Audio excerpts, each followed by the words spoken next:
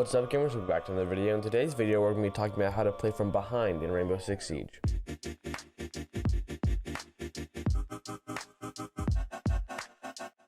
Before we go any further, links to all my socials in the description below, so make sure you go check those out. Now, at some point while you play this game, you'll most likely find yourself behind in the round count or down in the round count, whether it be down 1-0, 2-0, 3-0, 2-1, 3-1, anything like that. You might be behind, and it's tough to stay confident, it's tough to stay centered and ready to win while you are losing, and everything you try just doesn't work. But today we're going to talk about how to keep your mental fortitude and confidence as you're in these behind situations. My first tip is, lots of the times I feel like when people get ahead in the game or they're feeling really confident, what they will always do is whenever something happens, they'll go straight to chat, or wherever they get a kill or they get killed or just anything happens, they'll go straight to chat.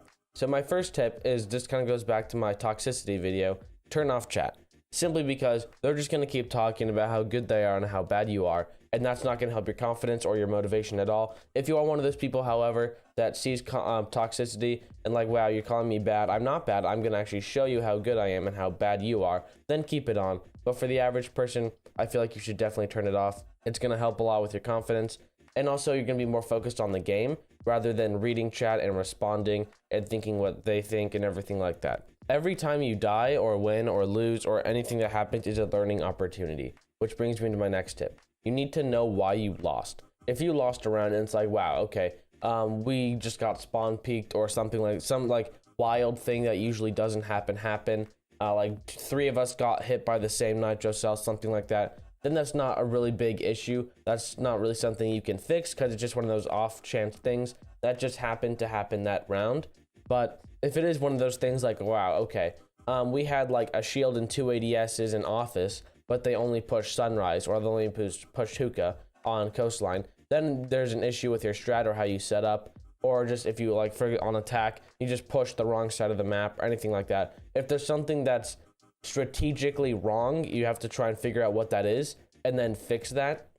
Lots of the times in competitive play like Pro League, teams will go a certain objective, and then if they completely lose that objective, but they think, okay, we can hold that, something just happened with our strat, then they'll try that side again. But if it's like, okay, the team we're playing completely counter-stratted us and completely countered what we were trying to do, and there's no way we can hold it with the strat we have, then they'll go to a different site. So you have to treat it the same way, where if something negative happens, you either have to learn from it, and if it's something you can easily fix, then try it again.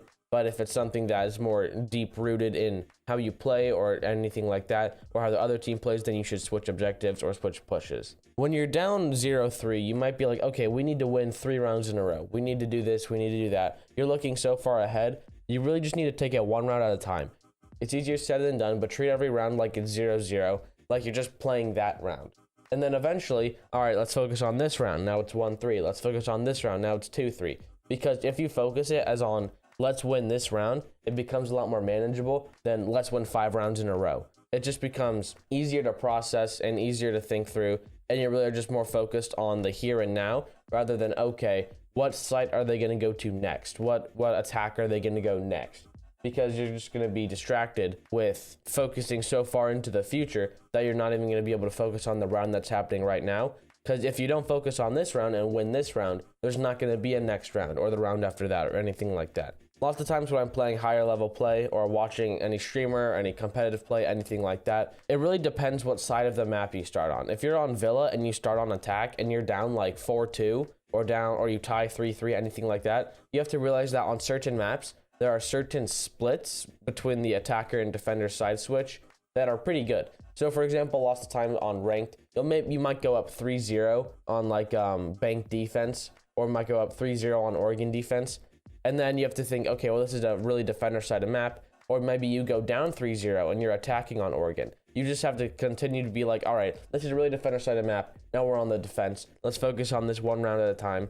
These guys are probably going to get super aggressive and super confident. So let's be ready for some rushes, be ready for some crazy plays. And you just need to focus on the round. You have to realize what side you started on. A lot of the times I'm watching streamers, like I said, and they'll go down like 3-0 in a ranked game, and they're completely fine because then they just come back and they win the next 3 rounds because that's how the map is. Same thing with lots of maps in competitive. A map like Cafe, if you're starting on attack and you can break the half 3-3, because in competitive you play 6 rounds on each side and then you switch. But if you can break the half 3-3 and you're attacking first, that's really good. If you go 2-4 and like you're down 2-4, then that's pretty normal. Most teams that happens to. If you go down like anything worse than 2-4, then that's bad. If you go anything, even 3-3 is good, but if you go above 3-3, then that's really good. Because those are the rounds you're not supposed to win. And then if you win those rounds, when you get onto the rounds you should win, then it should be like a guaranteed win. But quickly recapping, when you're down, you need to focus on why you lost, if it's something deep rooted in the strat, or just a unlucky thing, like a spawn peak, nitro cell, something like that, something you can fix.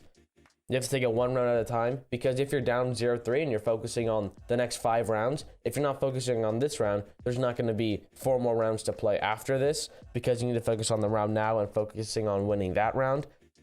When people are up, they'll usually get really confident, maybe toxic, so make sure you're muting chat if you are affected by toxicity and it messes with your confidence.